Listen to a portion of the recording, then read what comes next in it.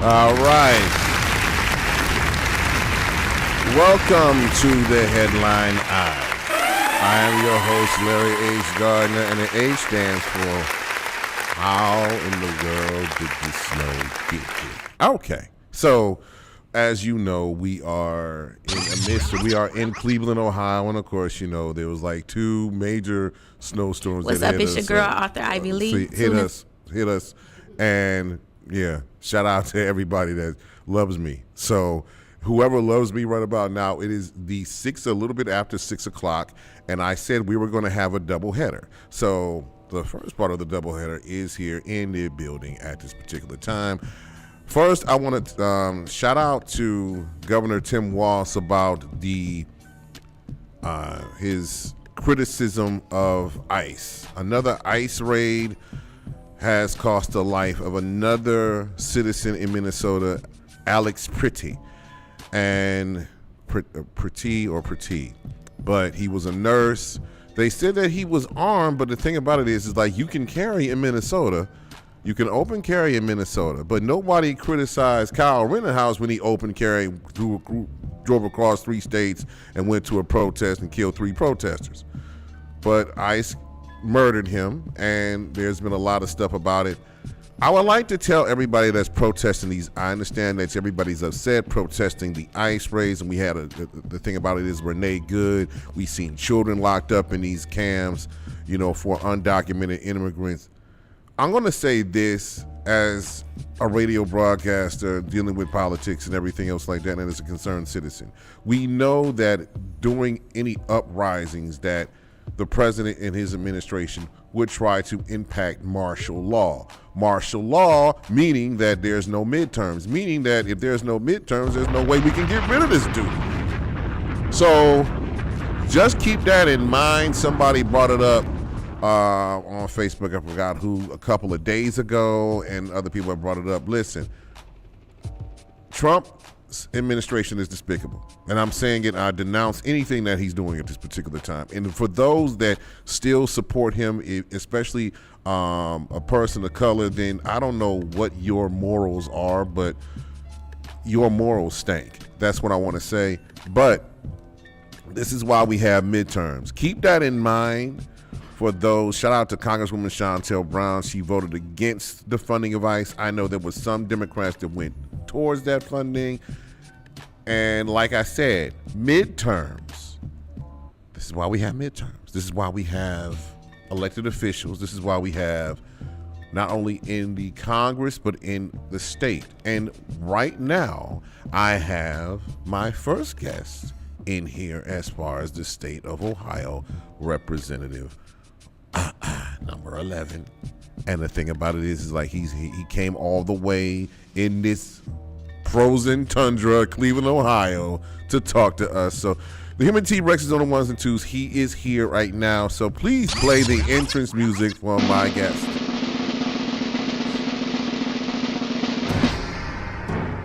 So the reason why that I'm playing this song, I know this is the theme music of the Goldberg, is because of the simple fact of the matter is this man is going to stand and stood up for justice. He has stood up in the State House for our rights. He is running for re-election in 2026. Please welcome my good friend and the good guy in the building, Mr. Eric Synenberg is with us live in our studio.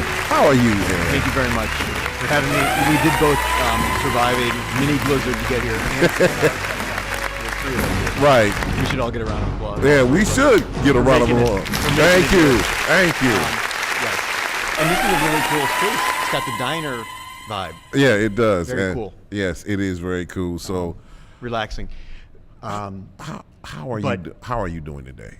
Well, I'm fine, obviously. I hope everybody else is, considering that we've had this crazy snow and cold, and and hopefully people are getting by having their friends and community and family to help them, and hopefully I know you've mentioned you had some problems with your heat. Yeah, hopefully there aren't that by many of us that are having those problems. Right. Hopefully by the time I get back to my building that the heat is on, I do have a heater. Shout out to Livingston Park Apartments. But when you go to sleep and you wake up around 2, 3 o'clock in the morning, you notice the temperature dropped. Yeah, there's something wrong. But first of all, why should people vote for you for re-election in the Ohio State House again? Okay, so good question. My district is District 21 in the 21, Ohio State House. okay, I think you 20. might have said 11. That's Chantel. 21. Chantel's 11. Okay, 21. District 21, State Rep, District Yes. 21. Okay. So for District 21, which is Beechwood, University Heights, South Euclid, Lyndhurst, Euclid, and part of Collinwood, the part of Collinwood most close to the Euclid border.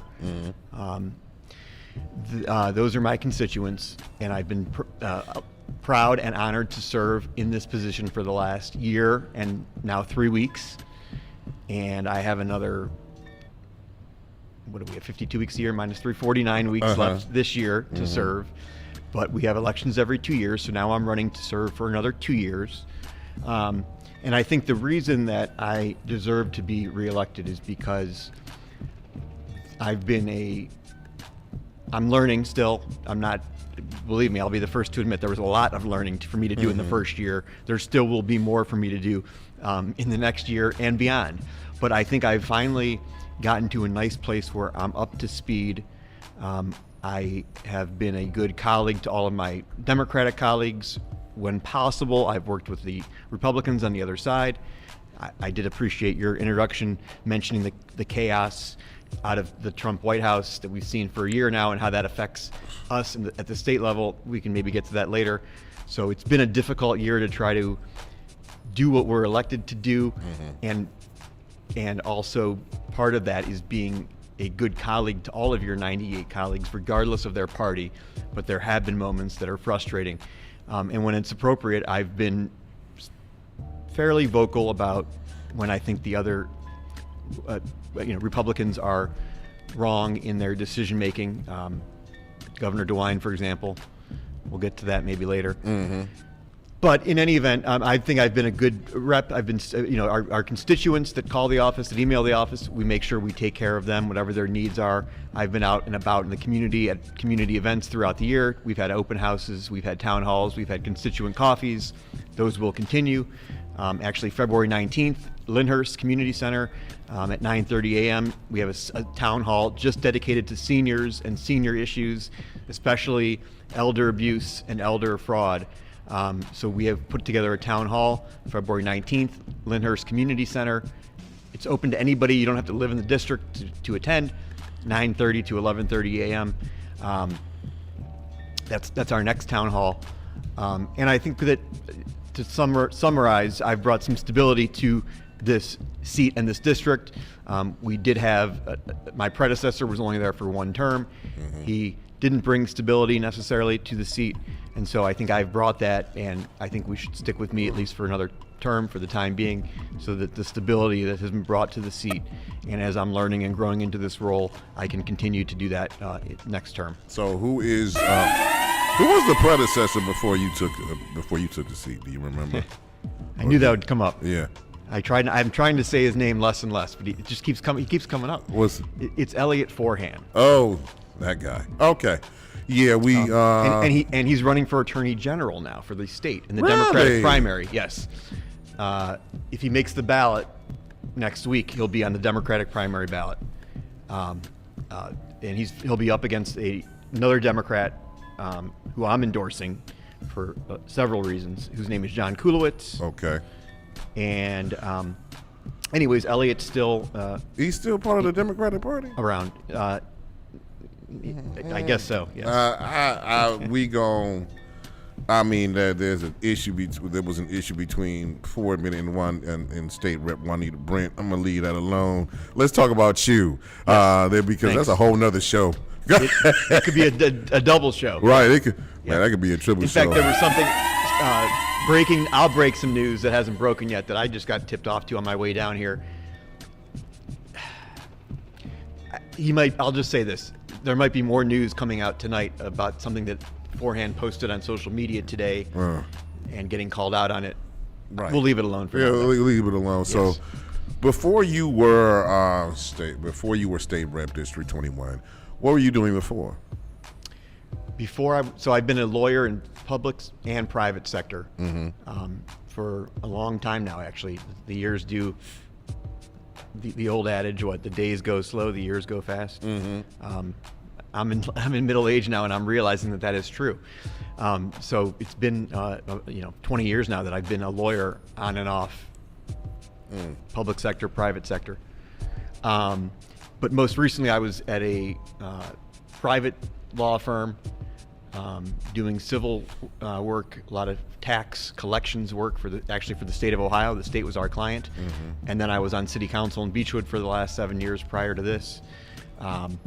And I am still doing some law on the side, although now I had to transition out of that job because it was a conflict for me to do work for a firm that works with the state while I'm a state rep. So now I'm at a workers' compensation firm representing injured workers in their workers' compensation claims. Okay. And you still are a state rep, correct? And state rep. Yes. So you can do that. You can do that. Yes. A lot of, as I often say, people ask, is that full-time, part-time? How does that work? And so what I usually say is that the benefits and the pay are such that if you're independently wealthy, single, retired, or have a spouse that makes a good living, you could do this job full-time. If those four don't apply, and they don't to me, then most of us do have another job that we do. Right, exactly. So what have you learned as being the state rep for District 21, covering all that for the years you've been here? Because it's not a lot of years, it's only 2. So what have you learned about what's the most amazing thing you learned about being a state rep? Well, the most amazing, the amount of the diversity and the wide array of legislation that we have at the State House that gets proposed. We have 26 committees. So, everything that touches our lives are legislated at the federal and state level. Everything from the water we drink to the natural resources, the energy that comes into all of our buildings, like the lights here. How do we get that energy? Insurance, healthcare. All of these big issues are state and federal issues, and so there's so many of them that the biggest sort of the thing I've learned is that you're not going to become an expert in all of these areas, and the caucus, the Democratic caucus, we rely on each other because collectively we're 34 now. Hopefully we'll grow next year to 40 or more. Right. But collectively we all have expertise in different areas. And we have to rely on each other to share the expertise before we vote on a bill based on who has the expertise and who's been in those committees where the bill's been discussed and refined and amended before it gets to the floor, before we all have to vote on it to know what we think our constituents would be best served with us voting yes or no on that particular bill. So that's been fascinating, just seeing the array of different legislation that we end up looking at and voting on at the state level. Okay. So let's get down to the nitty-gritty. I'll bring up this administration in Minnesota. Of course, there's a governor's race right now between Vivek and Dr. Acton. And the thing about it is there's been a lot of destruction, just being honest, in Minnesota and other places with the ICE raids. There have been protests in Cleveland Heights, and especially there was an ICE raid in Cleveland Heights. What do you think about this? What do you think about Governor DeWine and the Republican Party on the totality of how they handled the administration in the White House and the occupant at 1600 Pennsylvania Avenue? Okay, so again, we all say things that are our opinions, and I like to think that sometimes we're saying factual statements, but that's not the case because people will disagree ultimately with whatever you say, even if you say this is fact. So what I'd like to say, this is fact, but people will probably argue with it, and so I think it's fact, but I'm gonna at least say it's my opinion. Go ahead. That this has been the most destructive year federally, certainly in my lifetime, probably in my parents' lifetimes, in terms of the amount of negative change that's been made so quickly and so rash decision making to end long-standing federal programs, to take away federal employees' union rights. The healthcare that is now a crisis, where people's healthcare, Affordable Care Act expired, and healthcare costs are now doubling, tripling. I mean, and then you have the latest, which is the ICE situation. Right. And we need immigration reform in this country. I think it's kind of agreed by most of us, and that there needs to be a better system for people to come here and become citizens. And the truth of the matter is, we had again, this is all federal, I'm state, but I've paid attention enough to know this. Okay. In 2024, we had a bill, immigration reform bill, bipartisan. Conservative Republican from Oklahoma was the lead on it, senator. And Trump, who wasn't even in the White House at the time, but because somehow, again, it baffles me, he has this amazing power over all of these Republican elected officials across the nation, he was able to make it known that he was against this, and the bill got killed. So the bottom line is that we don't need ICE coming into our cities where we have people that are whether or not they're here legally.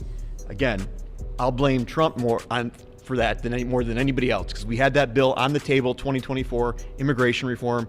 He killed it.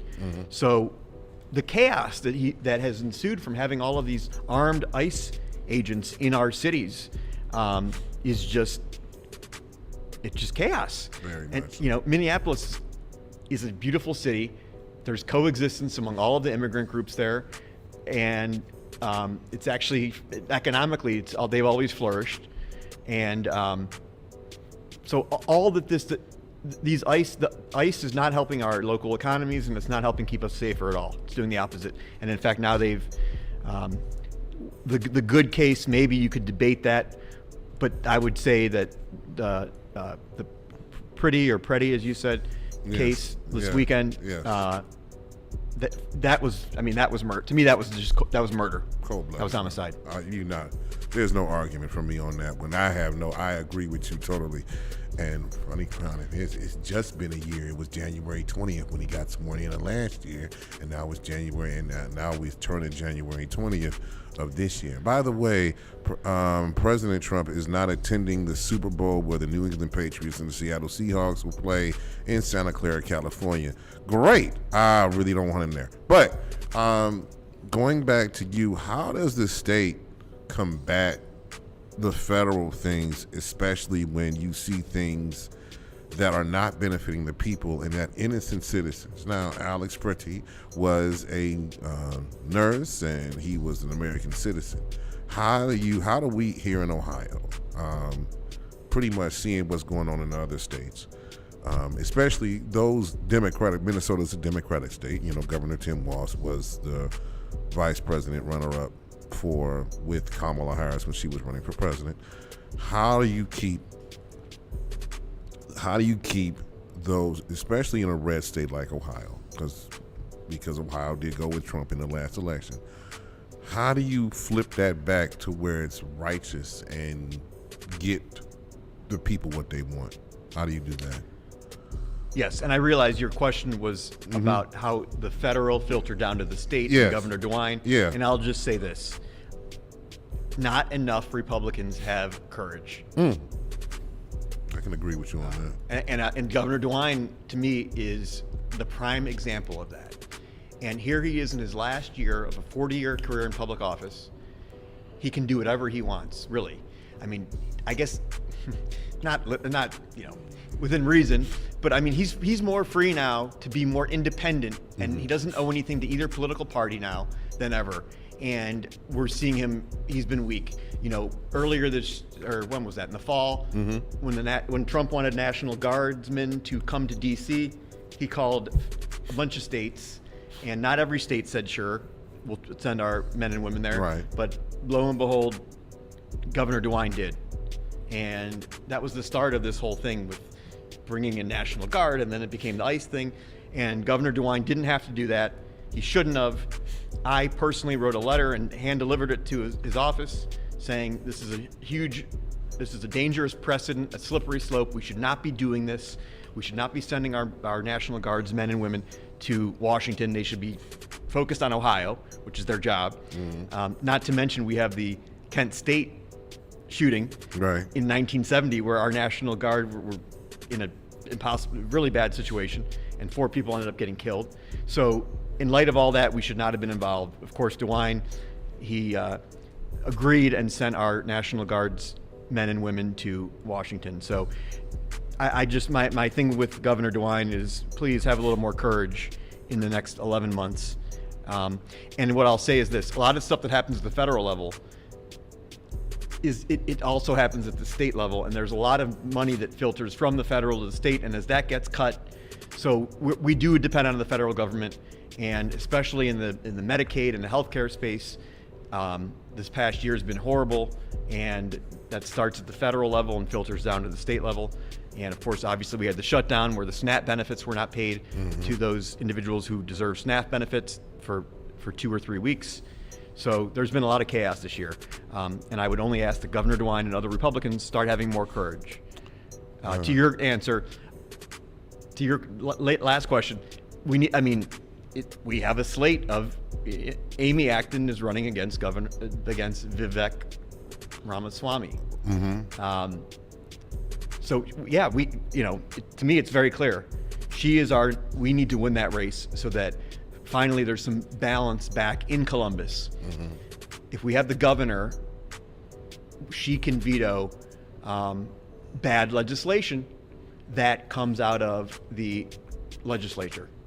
I will say this, I'm going back on what I just said about DeWine, because he did actually veto 67 bills this past year. And a lot of them were really bad bills. So I do give him credit for that. He did show some independence and courage in going against his party on some of the worst stuff they were trying to pass out of Columbus this past year. So I will add that. But he could do more, especially since this is his last term, correct? I think this is an opportunity where he could say, he could do more. He was asked in December what his legacy is going to be, or what he wants his legacy to be. And he said the kids and education. Well, we're so far behind every other neighboring state and our peer states in education. And that's all happened under the last 15 years, 16 years under these back-to-back Republican governors. Not that the blame all goes there, but the blame has to go somewhere. Child care and daycare funding, we don't do anywhere near what other states do. After school and out of school time programming, we don't have a set budget amount. Those entities have to come to the state every 2 years to beg for state funding, as opposed to having a set aside amount that they get. So I feel like this, and as far as ICE, I think when Trump mentioned when he was debating Biden before he ultimately lost to President Biden, he told the Proud Boys to stand down and stand by. I think those Proud Boys have turned into officers of ICE. And and a lot of people are comparing this to Hitler and the army that he had, the SS army, with the swastikas and everything, and the Gestapo raids and things of that nature, that ICE is acting just like those in Nazi Germany. So, and just keep that in mind. But back to you, you pretty much endorsing Dr. Acton, or are you endorsing you're endorsing Dr. Acton, correct? I'm 100% endorsing her. I didn't, not because I haven't officially endorsed her yet until this moment, maybe. I guess this could be breaking news. I am endorsing Amy Acton and David Pepper for governor and lieutenant governor of Ohio in 2026. The campaign is eventually going to have me and other reps who have not yet endorsed her do some kind of press release. I know they had 12 mayors from our area do that a couple weeks ago, the ones who hadn't yet endorsed, some of them. But yes, I'm with her 100%. I saw her at an event in Euclid last week. She spoke, and she is the real deal. She's smart. She knows Ohio. She knows Ohio government. She worked in state government, obviously, as the health director. Right. But even before that, she was on various committees, going back to Governor Taft, she mentioned. She knows our state. Her opponent does not know Ohio. He's only lived here for a couple of years. It's astonishing to me that somehow he was elevated to the position where he is, where he's basically unopposed. We all know why, because he's a MAGA. He's a MAGA hat, and we know that there are MAGA hats, especially down in the other states, not in Cuyahoga County, of course, but down in other states, in other counties in Ohio, there are MAGA people that will stand by and support him. But he is nothing more to me than a MAGA robot. And I'm being nice because you're here. We can be less nice. I'm like, you know what? I'm gonna be cold like this snow as far as these MAGA folks. And I'm gonna say this. And I know that some of you guys have been debating me all across the weekend about blah blah blah, but this is murder. And Alex Pritty was murder. And the reason I said that we shouldn't protest as much is because we have the power in the ballot box to not only reelect him, Mr. Synenberg, but others who go against these crimes that ICE has done. So Trump will try his best to manipulate the midterms, because once November comes around, there's enough votes to not only impeach him, but to remove his orange ass from office. So that's why it's very important. Thank you. That's why it's very important that if you want to do this strategically. We can be upset and mad, and we supposed to be, but also take that to the ballot box. Make sure that you're upset and mad all the way until November, and take that to the ballot box and vote the people that are against this in your races, like State Rep Synenberg. So, what have you learned from other state reps that you have dealt with? I know you deal with State Rep Brewer, State Rep Brent. What have you learned from them over the course of the time? It's interesting. That's a great question. Everybody is different. Every rep is different, and everybody has their issues that they care most about. But there's definitely something you can learn from each one. And we've been lucky.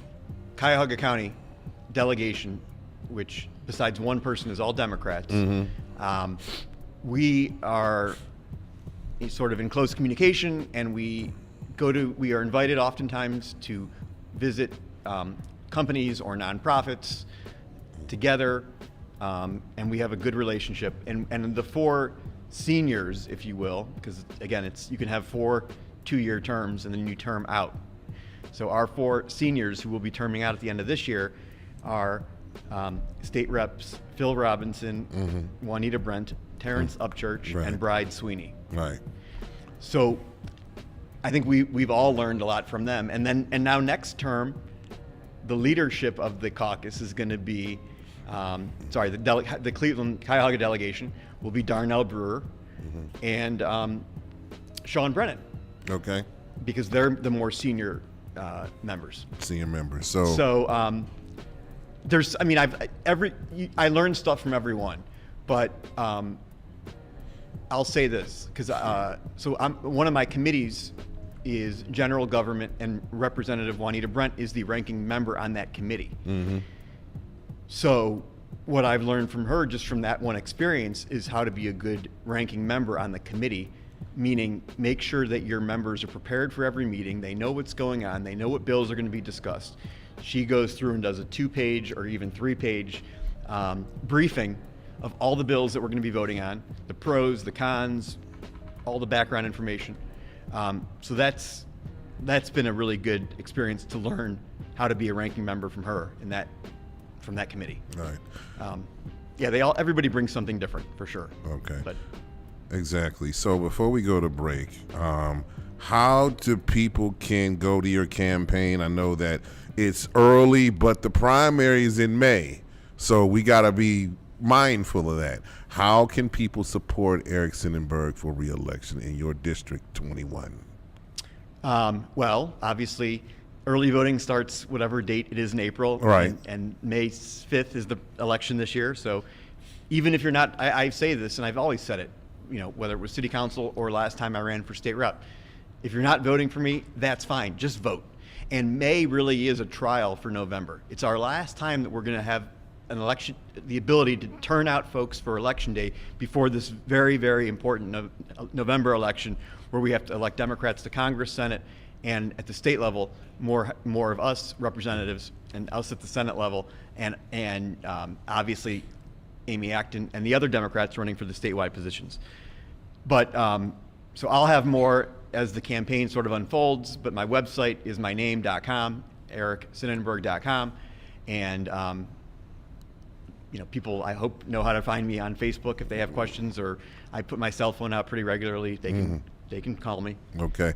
And how can people volunteer for you as well? Like, I know it's early, I know it's cold, but but the snow's going to disappear, and your vote's still going to count, people. So we live in a Midwest, so snow's coming. So how can people volunteer for your campaign? So they can go to our website, again, ericsynenberg.com, and send an email through that. I can give out my email, my phone number if people want to contact me. Go ahead. Facebook. My personal email is esynenberg@gmail.com, ESYNENBERG@gmail.com, and my cell phone is 216-401-0074. Okay. So I would just say contact me. I don't have a big operation, but and again, nobody's door knocking in the next couple of weeks. Right. Yes. Yeah, unfortunately. But, after that, we're going to have that. And I'm also going to bring you back on before May, because the simple fact of the matter is that, and in the next couple of months, look out for Aaron Synenberg's commercial here on WNRV 108.1.com on Nerve DJs, just letting you know right now. We're going to take a break. When we come back, you have an interesting family connection I want to bring up. But also, if you weren't doing this, what you would be doing? All right, so this is Freedom by George Michael, and we need a lot of it on the headline eye on WNRV 108.1.com. Nerve DJ becoming on Nerve. We'll be right back. This is WNRV 108.1.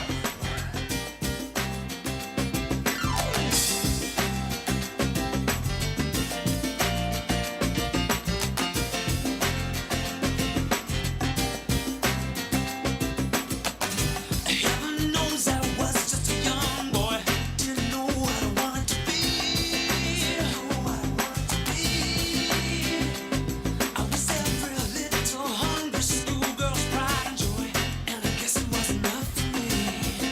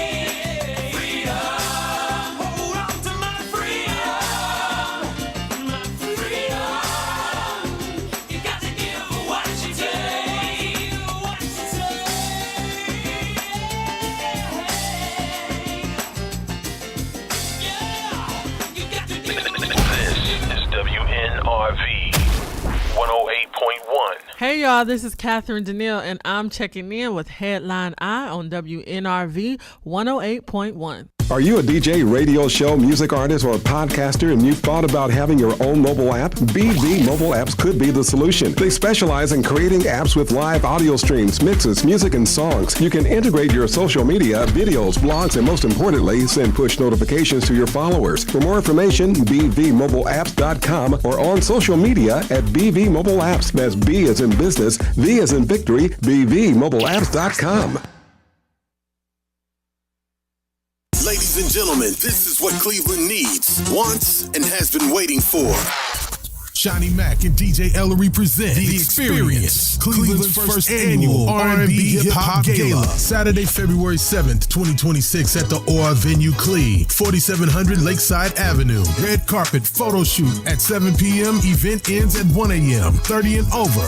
Formal attire is mandatory. Tickets $40 for singles, $75 for couples. Early ticket purchase is strongly suggested. Tickets also available at the following ticket outlets: Diamond Cuts Barbershop, 5139 Superior Ave. Fashions by Fowler, 13226 Shaker Square. Mr. Albert's Men's World, 618 Prospect Ave. Call DJ Ellery at 216-254-5909 or Shawnee Mac at 216-235-4296 for more information. Check it out, Cleveland. We changing the game with this formal wear event. Early ticket exclusive table purchase is mandatory and strongly suggested.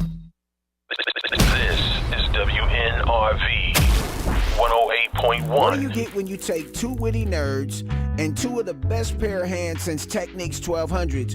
Or better yet, Grandma's fried chicken, macaroni and cheese, and greens on Sunday after church. Hallelujah! Then for dessert, the dopest blend of classic R&B and hip-hop joints all whipped up in one big sexy mixing bowl. You know what you get? The partying bull show. That's right. Heard 7 days a week. Make sure you check your station for days and times. It ain't what you used to, and it's better than what you thought. It's the most unprepared show on the planet. You never know what we gonna say or who's gonna stop by. It's the partying bull show with Dave Tyler, Tiffany Nicole, DJ Cochise, and DJ Deuce, aka the Final Four. Turn it up in the whip, turn it up loud on Saturday while you cleaning. We the best, and I ain't talking about DJ Khaled. We up and we on. Check your stations for days and times. Party and bull-ish, cause everybody loves a party, and bull-ish ain't always bad. I holla, yeah man. This is WNRV 108.1.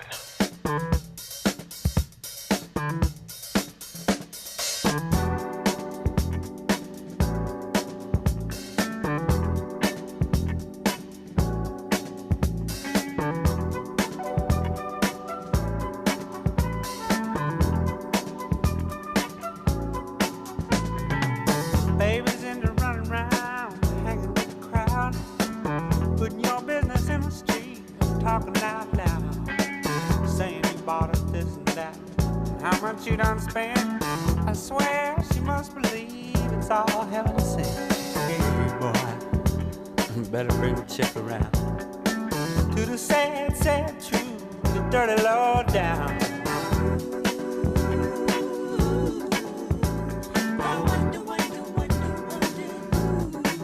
Taught her how to talk like that.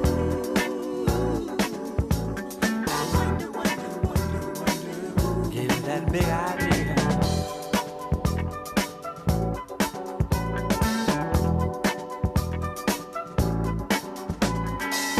Nothing you can't handle, nothing you ain't got. Put your money on the table and drive it off the lot. Turn on that old love light, turn a maybe to a yes. Same old schoolboy game got you into this mess. Hey son, you better get on back to town. Face the sad old truth, the dirty law down.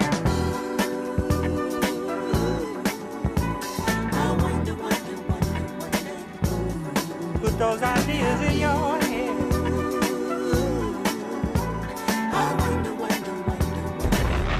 All right, we're back on the Headline Eye. That is Dirty Lowdown. That's what I call Ice Agents. That's by Boss Skaggs. I love that song. No, it's that bass line. You know, so we're back. On the headline eye on WNRV 108.1.com, Nerve DJs with State Representative District 21, Mr. Eric Synenberg. And Eric, we were talking about I know you're Jewish, and I don't want to offend you, but how does Trump, I compare Trump to Hitler. How do you feel about that? Well, yeah. So here's the thing. Okay. Okay, go ahead. That was a bad intro, but help Larry. Okay, Yeah. so here. I mean, I think that Trump is authoritarian, and he's not in it for the right reasons. He's not a true public servant. He only cares about himself, the money, the financial aspect of the job, enriching himself and his family. I think he's corrupt. But, the comparisons to people like Hitler and Mussolini or other Dictators. I think is a little bit harsh. Today happens to be, and a friend of mine did post this. Today's International Holocaust Remembrance Day, and people always think that it's the 6 million Jews. Well, no, there were 6 million non-Jews that were murdered too. There were 12 million people total murdered in the Holocaust. I don't know if that includes all of the soldiers that were fighting against the Nazis or not, but I assume it does. Either way, I mean, 12 million were killed because of Hitler. Many of them exterminated. You have the 6 million Jews, and you have the others, the other numerous groups that were also exterminated. Right. So I don't think it's very, it's a very gray. It's not gray area. It's a very slippery slope when you compare people to Hitler. But I will say this, that the gentleman who was removed just yesterday from Minnesota, who works for ICE, I don't know why the heck he was wearing that outfit he was wearing. With that coat, because online we saw all weekend people comparing. I think his name's Bavino. He looked like a Nazi SS soldier guard. Yeah. Wow. So I don't know why he was doing that. It just feeds into the narrative. He's been removed allegedly from Minnesota, but still, I mean, that's this whole ICE incident, and it needs to end. I'm hoping soon, and the whole thing from this weekend was horrible, and so for what it's worth, those comparisons, you got to be a little careful, but like Governor Walz compared some of the kids in Minneapolis to Anne Frank, who was hiding out, right? And honestly, on one level, that's not I assume there are some kids in Minneapolis who over the last few weeks they have been hiding out, because they know that if they leave their house, who knows? Or that one kid last week, a 5-year-old, who was basically used as bait by ICE agents to knock on the door and get the family out. So, that's disgusting. Walt's got a lot of criticism for comparing that, because it's like, well, no, it wasn't as bad as that, but it's still bad. So, right. Maybe you shouldn't have compared to Anne Frank, but it's still a very scary situation for these immigrant children in Minneapolis right now. So, it is. Yeah. By the way, I while we were on that break, somebody texted me.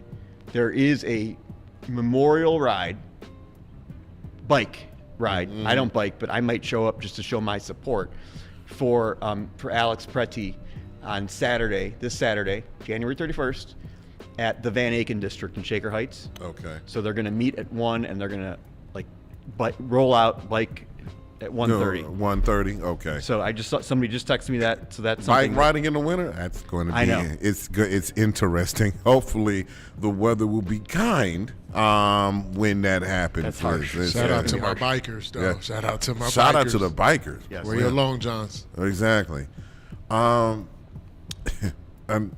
Speaking of syndromes and stuff, there's a Stockholm syndrome that people think that's in the State House working, because the most of it is Republican, correct? Most of the representatives are Republican. Yeah, we have 99 representatives. 65 are Republican, 34 Democrat. So we are in what's called as the super minority, because we don't even have enough to override a veto on our own. So we need 40 for that. The goal is always to at least have 40, because, again, as I said earlier, if Amy Acton God willing, is elected governor, the Republicans could still pass legislation that is harmful, and then we would need the 40 Democrats to stick together to override. If she vetoes it, they could try to override her veto with 60 votes. Right. If we have 40 of us, they can't do that. So. Right. So is it like Stockholm syndrome working down in the State House when you? Well, or is it like just? Yeah. So I mean, there are moments where, the prior office I held was not partisan at all. These city councils aren't partisan. I mean, I guess there could be cliques. Luckily, I didn't have that in Beechwood. I know maybe, historically, like the city of Cleveland, they've had that with their council. I'm not trying to be any negative to any current or former council people. Maybe they've had that. I don't think it's politically. It's more just groups. But the council that I was on in Beechwood, we never had that really. Some tough votes, but never like them versus us. But the way that our state houses are set up, it really is the parties, them versus us. And because we're so outnumbered, there are many times where I want to jump up in the middle of a session and scream, what the heck is wrong with you people? Why are you passing this legislation? This is bad for Ohio, okay? And that would include Senate Bill 1 that took out all DEI in higher education. And then now we see it has all these other unintended consequences. That includes our budget that only helped really the wealthiest Ohioans and didn't help the middle class and lower class Ohioans that badly need help from the state but aren't getting it. Property tax relief, the stuff we're doing isn't really property tax relief. So there are times where you want to get up and scream and make yourself heard and say, this is horrible. This is BS. Why are you guys passing this? But it is like Stockholm syndrome to the extent that if you do that, or if you say so-and-so's bad or whatever, fill in the adjective on the other side, then you're going to be, it's only human nature that person is going to not want to work with you and as a colleague. So you kind of are trapped in a little bit of a way, like Stockholm syndrome, where if you're in prison, you don't want to uprise against the guards because they'll just take it back out on you. Right. And then where does that get you? So it is a little bit like that, yes. So you have to balance working with some Republicans. But unfortunately, some of those Republicans in Ohio, they follow the Governor DeWine right now, or follow along with their party, and their party is run by right now, a sick disease called MAGA. I'm just going to say it. But you have to find the Republicans that want to work with you as far as getting the bill passed, correct? Yes, because at the end of the day, what good does it do my district if I'm known as a bad rep or someone who they don't like because, it hasn't come up yet for me in my term, but the second year of your term, of every 2-year cycle in the General Assembly is the budget year. Capital budget. So that's where all of your local school districts and cities and nonprofits, when they want capital money from the state to do a project, that's where we need to advocate for them as the representative or the senator. And they're going to write you off if you're too vocal or maybe I just did it by mentioning Stockholm syndrome. You got to be careful because they will write you, and then you're not effective for your own district. So, I think at the end of the day, the activists are the ones that we really need to call people out and to be loud. Because we, as elected officials, and there's this whole thing, the elected officials need to do more yelling and screaming and fighting back. But again, we are limited because if you do it totally, they'll just write you off and they won't include you, and that's not productive for your constituents in your district. So that's where the activists come in and the constituents, making it known is, and obviously voting is part of that. Yeah. At the end of the day, voting is the best kind of barometer of where we are at as a democracy at that point in time.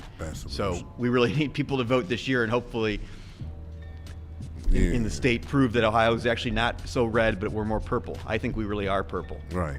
But so the thing is that you have to have that balance. But do you think that and there's been criticism of the Democrats that they don't fight enough, or they go along too much with the Republican line. And what do you say to that criticism? Because you get that a lot, like the states and the Democrats, they don't fight enough. They're too scary. They don't do this. What do you say to those people and those activists who criticize the Democratic Party for not fighting enough for their rights? Well, I understand, because I've been there before where I've been so outraged, even in the last year, where I've been like, somebody has to stand up and say something or do something. But again, in our role, it's difficult to totally go off in that direction, because if you want longevity, you don't want to be written off as, that person is just the crazy rep from Cleveland who goes off and we can just ignore them and don't ever work with him, etc., or her. You don't want that. So I think that's sort of what, for me at least, that kind of holds me back a little bit. And so I just think, sometimes, even though well-intentioned people that want others to fight more, it's not there.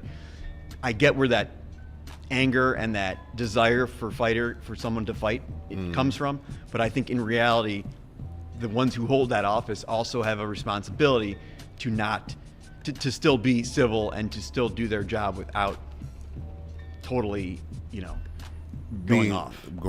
And is it hard to do sometimes?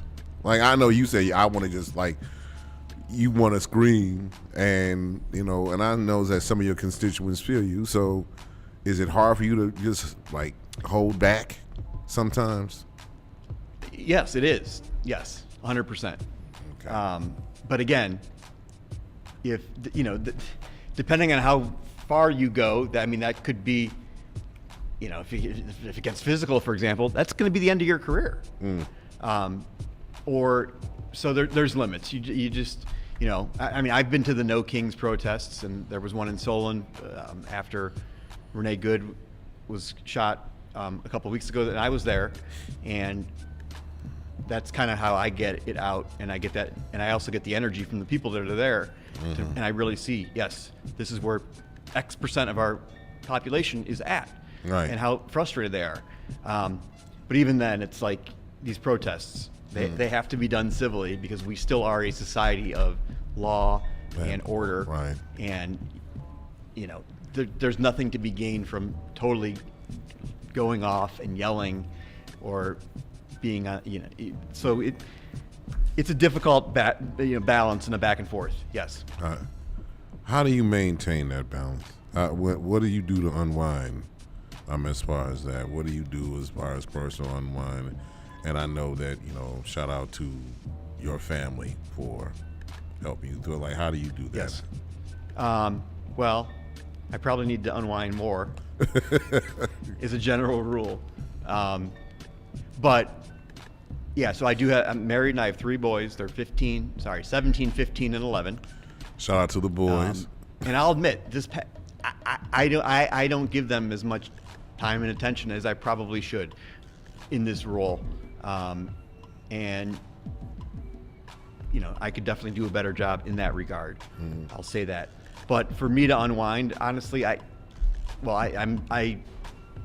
on and off, but definitely since I've taken this role, I've been very committed to a workout routine, 3 to 4 times a week, combination of some cardiovascular and some weightlifting, and that is I need that just to maintain and to get by and to that. I probably should do more meditating. You can and shovel the driveway. No.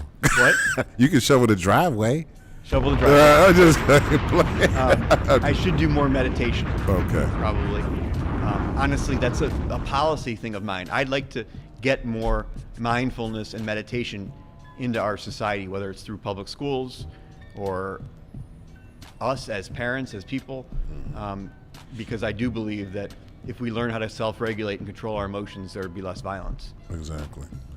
And hopefully we have less violence here.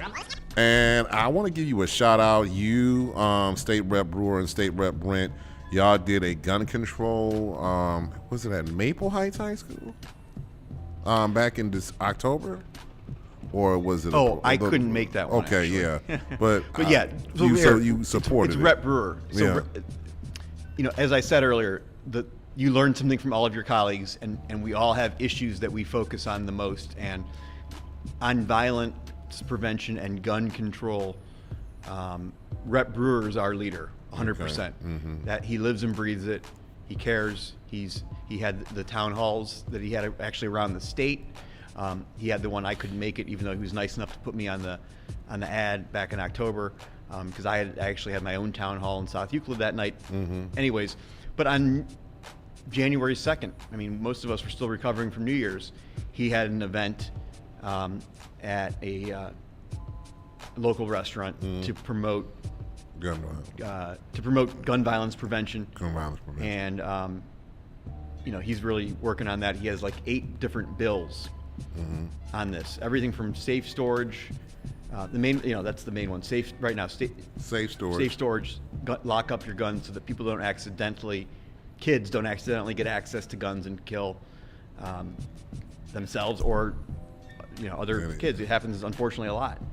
It happened in Canton a couple weeks ago. I think I don't even know how young, very young person ended up accidentally shooting and killing, I think, his brother. And so, yeah. It's sad all around, but again, we got the second half of this doubleheader in the building, Eric, and I appreciate you for coming down and talking with us. The connection, the family connection I wanted to bring up because you have Joan Synenberg is your stepmother? Correct. Okay. Yes. And she's a judge, correct? Common Pleas Judge, Cuyahoga County. Yes. General Division. One of the, I think there's 30 some on that bench. 30 downtown. Yes. Wow. So your family must have been. Was your dad always in politics, or? He was in and out. Yeah. Okay, he was in and out. My mom's dad was the original within our family, sort of one that was into politics politically, and then when my dad married my mom and then went to law school and became a lawyer in Cleveland in the 70s, my grandfather sort of brought my dad along. Okay. And sort of mentored him. Who's your grandfather? He was a state court and then ultimately a federal judge. His name was Alvin Krenzler. He went by Buddy. Okay. And actually, we still have a piece of him with us. Hopefully, they won't take it away. The Cleveland State Soccer Field, which is on whatever that is, 18th. And is that Chester? Yeah. Chester. Yeah. So that's Krenzler Field because my grandfather had always been involved with Cleveland State, and he ended up. Helping them out with that. Field is so named. That's part of his legacy. But in any event, but the funny thing about the whole party system is people know that although my grandfather was known as sort of being a moderate Republican, what we would call a moderate Republican, he was still a Republican. And then, my dad was involved in Republican politics, and everybody's like, how does that fit in? And I just, you're a Democrat, correct? Yes. But at this point, my whole family is my mom, my brother. I don't want to. My dad's messing around even with his own thing. I won't. Okay. That's his news to break, but I think he might be ready to do that. But anyways, it's just funny because everybody's like. My dad was a criminal defense lawyer and sort of frankly, like a 1960s and 70s high school, college student hippie, honestly. And, but it was only because of my grandfather that he got brought into the Republican Party. Wow. So I guess the way I was raised and my brother, we've obviously both gravitated towards the Democratic Party. And that's what's up. I think that's where sometimes you gotta. We've all gravitated there now. The last few years have been a very interesting time. Listen, the way Trump been acting, I'm surprised that I'm like my old family's like, you know what, we gonna go over here because you're crazy. That's pretty much the bottom line. So let's get back to your campaign. How can people contact you and about your campaign, Violent? I know that there's no door knocking yet, but how can people contact you about working with you on your campaign? Eric? Yes. So for my re-election campaign, May 5th primary. Obviously, November is the election, the general election. November, I think it's 3rd this year. Yeah. Yeah, or the 4th, 3rd or 4th. I think the 4th or the 4th. The No, first 3rd. Tuesday in 3rd. November. Yeah. I do want to mention one thing about that after I say one plug about that after this. But my campaign, if anybody wants to volunteer, whether it's I'm not focused on the general yet because I have to win the primary to even get there. So for the May 5th primary, they can go to my website, ericsynenberg.com, and there's a contact us place there, or they can email me at esynenberg@gmail.com, esynenberg@gmail.com, or my cell phone, where I can get obviously calls and texts, 216-401-0074. The one thing I wanted to mention, so we had this bill, it was a Senate bill, 293. It passed the Senate, then it came to the House, and it was rushed through the House. It was actually the committee that I sit on with, that Representative Juanita Brent is the ranking member, General Government, and I also am on that committee with State Rep Allison Russo, who was our minority leader. She's now running for Secretary of State, and this was an election bill, so we were all fired up about it. And then another representative from Cincinnati is the 4th Democrat on the committee with us, Ashley Bryant Bailey. She's a new member. And she actually brought up, Ashley almost couldn't get sworn in as a state rep because her voter name didn't match her name. And the board had somehow messed it up. Under this new rule, 293, this new bill, she could be purged. They can purge people more easily from the voting records. And so you might think you're able to vote and you're not. That's one bad part of it. The other bad part of it is that you have to now get your ballots into the Board of Elections by Election Day. You can't mail them out on Election Day. This has been getting a lot of attention. And what I wanted to propose is an actual holiday, if you will, for anybody who votes absentee to make sure that their ballots are postmarked 2 weeks before the election. And it happens to be 2 weeks to the day. This year is 10/20. I think 10/20 is a really easy day to remember because it sort of rolls off your tongue. Right. You know, kind of like that 6-7 thing that kids are, Yeah, the 6-7 thing. 6-7. 10/20. Yeah. And obviously 4/20 is already sort of another holiday. Right? Yeah, thank you, T-Rex. So, I think the 10/20, I'm trying to get people to realize, if you vote by mail this year for the November election, 10/20, we got to make that like a day that everybody knows. That's the day, if you really want to guarantee your ballot is going to get there, that you should mail it on 10/20. 10/20. All right, I'll remember that. 10/20. And it'll be stuck, and it's stuck in lore now. Yeah, we got to increase the lore. All right. So the thing about it is like we got to get Eric. Thank you very much. We'll have you return. And the thing about it is like we thank you very much. Our second half of the doubleheader is coming up real soon on this network, and the second half is here. So I thank Eric for what he's done, and we'll look out for him for re-election. By the way, for anybody interested, the Democratic nomination selection is February 7th. I think it's at the Holiday Inn over there in Rockside Independence. Look out for that. Also, the protest for Alex Petit is at the Van Aken Center. What said 1 o'clock? 1 o'clock, not a protest. I guess it's a bike. Bike ride. It's a bike in his memory. I'm not biking because I don't bike, and it's going to be like however cold it's going to be. But if I'm able to, I will show up to kind of applaud those who are biking. They're meeting at 1 on Saturday, this Saturday the 31st of January. Mm-hmm. I think they're actually starting the ride, it said, at 1:30. Okay, 1:30. So that's at the Van Aken. It's a bike ride, January 31st, 1 o'clock. 1 o'clock, 1:30. If you want to bring your bike, bring your bike. This is Charlie Puth. Attention. We'll come back. We'll have our second guest at this hour when we come back on the Headline Eye. This is WNRV 108.1.